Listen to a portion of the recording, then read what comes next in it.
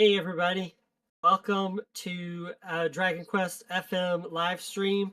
BJ's having technical difficulties. He's here physically and in spirit. If you're listening to this episode, I guess in the future, then you're not going to get anything out of this other than me because BJ, you can't hear him. If you're watching this, then he's here and you can at least see him smile or I guess cringe whenever I say something wrong or whatever.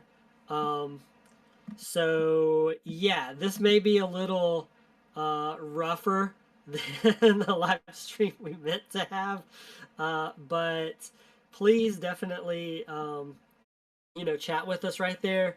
I'm gonna be the one talking, so BJ, if there's something come up in the chat, just like wave to me, I guess, and I'll look over there. I'll let you be my wingman in this case. Um, since it is Dragon Quest Day, happy Dragon Quest Day, everybody. This morning, in case you missed it, Dragon Quest 1 and 2 remake, the HD 2D remake, got a release date confirmed for October 30th, yay, that's good. It's right in time for my birthday. And also, it kind of goes hand in hand, like I was saying a couple weeks ago, where I wanted like that end of the year Dragon Quest game. It we get that now, so I'm very thankful for that. Yeah. Also, if you're looking back here, I have kind of the OG Dragon Quest and Dragon Quest 2 Famicom games right here to just kind of be back there in the background, along with some slimes. Also, shout out to Carrie. We talked about her making some slimes for us in our last live episode, so I made sure to have some out here to show off because that's an impressively made slime. So if you're wondering what all this stuff is behind me, there you go. There's some things. So thankfully, BJ and I kind of talked about this like before we recorded. So because of that, we kind of got to see like, I guess we got to have this conversation. So it's kind of going to be fun. It's going to be kind of like reading a book where it's going to be like said Austin, said BJ, and I'm just going to be your narrator because it's one of those things where it's like, BJ's mic doesn't work. I've been sick, but we're going to keep pushing on because it's Dragon Quest Day, and you can't call out sick on Dragon Quest Day, right? So we're going to do this anyway. But yeah, so to kind of recap some of the stuff from DQ Day, in case anybody's missed that or interested in what I was shown off, I would like to point out that pretty much what I guessed was going to happen happened. This is, I think, the first year that it's the first year. BJ's giving me a thumbs down. He's booing me, but this was like the first year I think since we've been doing this that I was actually right, where they confirmed the release date for 1 and 2 remake, and they announced it for the Switch 2. And other than like some games being discounted and stuff like that, we really didn't see a whole lot from it. Obviously, no DQ12. That would have been like the lead-in. If DQ12 got something shown off, I would be talking about it already. No, that didn't happen. But kind of like I said a couple of weeks ago, we have the 40th anniversary coming up. And I really think the big reveals and announcements of more games are going to be then, because right now we know 1 and 2 remakes coming out. That's going to hold us over until the end of October. Then we're all going to be playing this game. And so then it's kind of like there's just a little dry spell there, just a few months before the next Dragon Quest Day and 40th anniversary, where we get to like see more. So I think that I really do feel like that's when we're getting more. So if you're discouraged by this year, I guess just, it's the 39th anniversary. Does anyone really celebrate their 39th anniversary? I don't know. Ask me when I've been married 39 years. Birthday. Yeah, we celebrated was it your 39th birthday whenever we got the giant unicorn cake? No, because I didn't have kids yet. Is that your 30th birthday? No, because that was lightsaber fights. We're adults, y'all. 35? Okay. It's like, no, 30th anniversary was fighting with lightsabers. 35th birthday was a giant unicorn cookie cake. I did not have kids at the time, so it was just BJ, his wife, me, and my wife sitting at their dining room table. He's mouthing words I don't understand. So this story is mine to tell. He at his table with just this like hilarious cake that was obviously meant to be for like a 9-year-old's birthday, and instead we sat there and ate it for like his 35th birthday. The difference is that we were all adults, so like it was delicious, but honestly, so much sugar. I think we were all kind of like, ugh, after a little while because we're not 9 years old. But Leave me a message. I know he's got something to. It was 2019, so it was 36 right after my mom died. So you just brought the whole room down now. But we're gonna move. We're gonna move on. This is Dragon Quest Day live stream is not the time to talk about parents dying.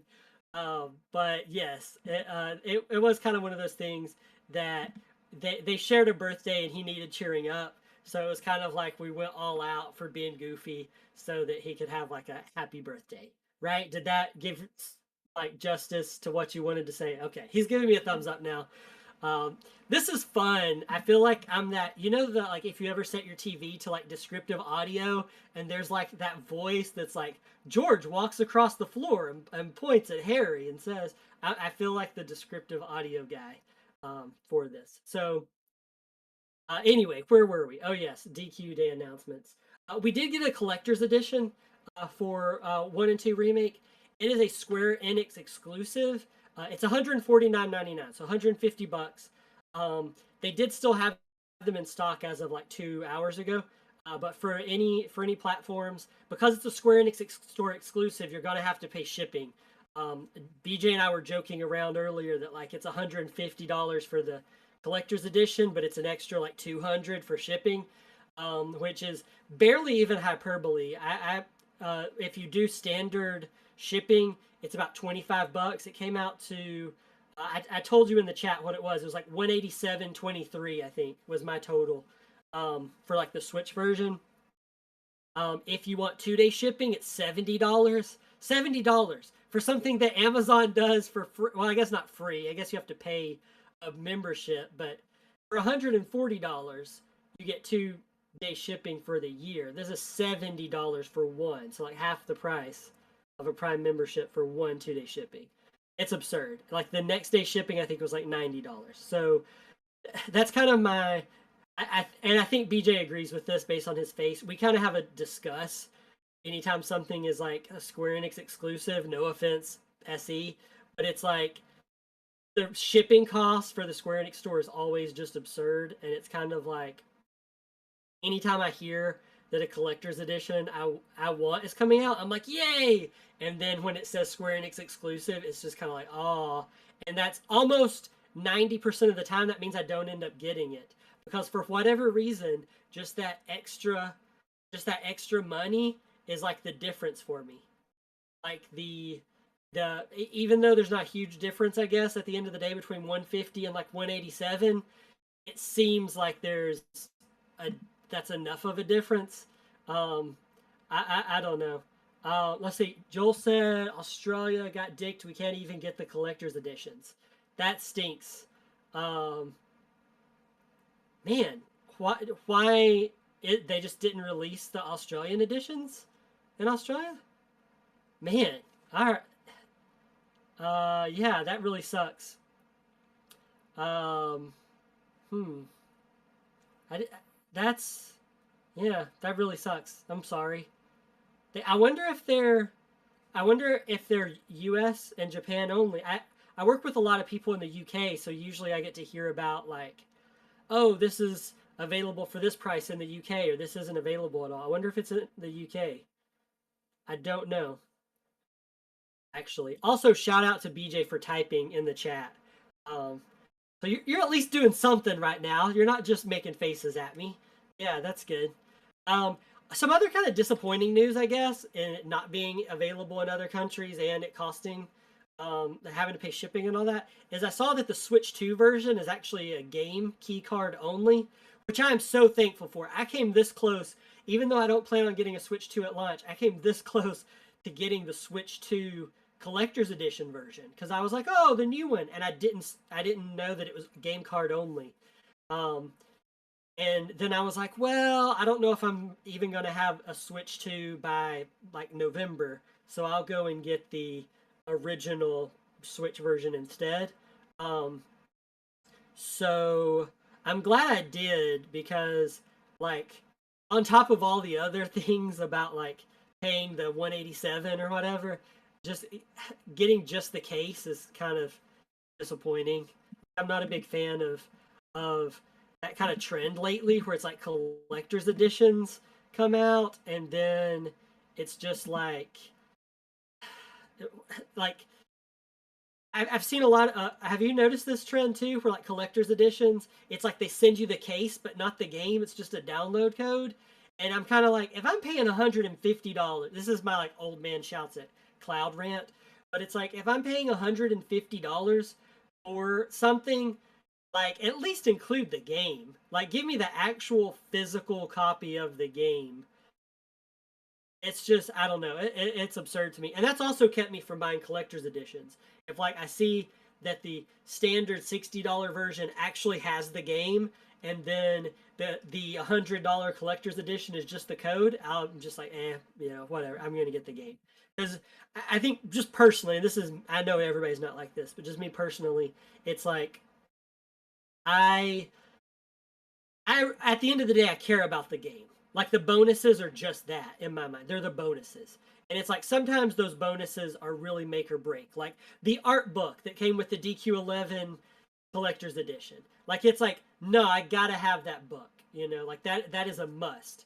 There was a really good one for Trails of Cold Steel 3, I think it was. They came with a really nice book. It came with a figure. It came all of this stuff. Have got like all of them, but I think it was for the third one. Anyway, and it was like, I really want that figure and I really want that book.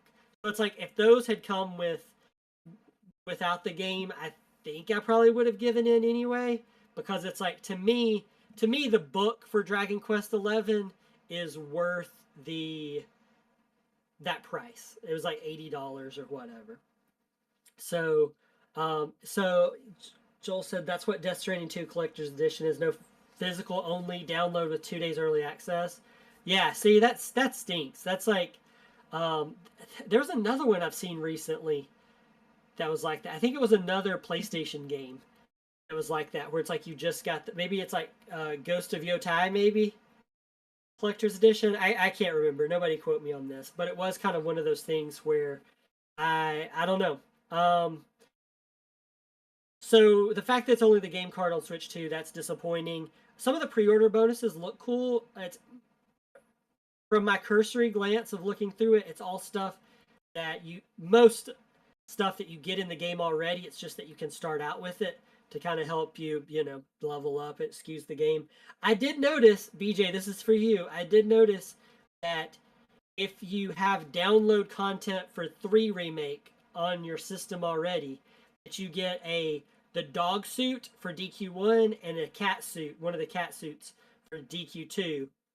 So you have to find your Switch or it won't happen. Because if you don't play it on that Switch, you won't get that dog suit and that cat suit. Because it's because your save data is on that Switch, yes?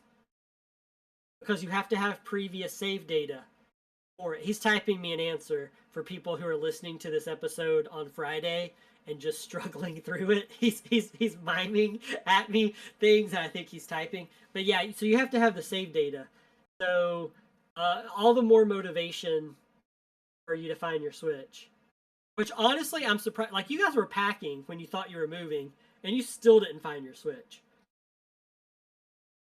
Are you certain that someone didn't like come to your house and just swipe that Switch? Like like maybe you allowed a stranger in to like fix your fridge and you left them alone for a minute. No offense to fridge repairman, don't get me wrong. I did not mean it that way. Like like I am very grateful for people coming in and fixing my fridge. Just an example of somebody you would let into your house like one time. but it could be anything. Um, no, all right. He's shaking his head no. I'm failing at my job of describing his interactions. He laughed and then he shook his head no. So yeah, that's really weird, really weird thing. Um, anyway, so there are some nice pre-order bonuses. I think that are you pre-ordering it, BJ? Did you pre-order it? Not yet, but I'm sure you will before October 30th. That's a good ways away. Yeah. So it's like I think we'll probably get the pre-order bonuses regardless. You and I think odds are if you're listening to a Dragon Quest podcast or listening to a Dragon Quest Day live stream, you're probably pre-ordering as well. So I think most of us around here are getting those pre-order bonuses, and it's nice. Like I always like pre-order bonuses because you don't have to pay extra for them most of the time, and it's kind of like fun little things you can get. And a lot of times it's just like a costume or something kind of silly that doesn't have any kind of real big impact, but I still like that I'm rewarded in some way for buying the game 24 hours early or more. Just buying it a little early, it's kind of nice, and especially because so many of those games I do pre-order anyway because it's a game I really want. Those are, it's nice to have those. So, um, I, I'm not going to go super long today because, honestly, it was kind of a live stream, or not live stream, just kind of Dragon Quest Day. But I mean, again, it's the 39th anniversary. It's not a special anniversary, for DQ Day. It's fun to celebrate, and getting discounts on games are fun. Having an actual release date for this game is really great. But it's like, wasn't expecting kind of a repeat of that 30th anniversary where it was just like, announcement, announcement, announcement, announcement for today. But between it being kind of a meh day and between BJ's audio being out, not going to go for a super long time today. I do want to mention though, for people who are watching this right now, later on, listening to it later on, whatever, a reminder: we do have those new mini-sodes that we've been doing every week. Um, I did double duty because actually BJ's microphone was doing this last week too, so we couldn't record an episode, and we had a really fun one planned. So let that be a teaser for all you guys. We have a fun one planned, but the mic didn't work, so we couldn't record it. So I went ahead and recorded another one for this week. That one went live yesterday. It's about Legos because my kids and I are having fun putting together the giant Rivendell Lego set, and we did the X-Men one before that. Do you know what yours for Monday is going to be? Because you're kind of going to take double duty next time to make up for it, so people don't get sick of me if they're not sick of me already. He's okay. So for those of you who are not watching this, he's going to find Starfinder again. It's what you're going to do. So he's going to do some more Starfinder next Monday, and then the Monday after that, who knows? I don't know if he knows yet or not. He's flipping to a page in the book. He's going to keep us all in suspense right now, and then we're going to talk about Dragon Quest for just a little while longer.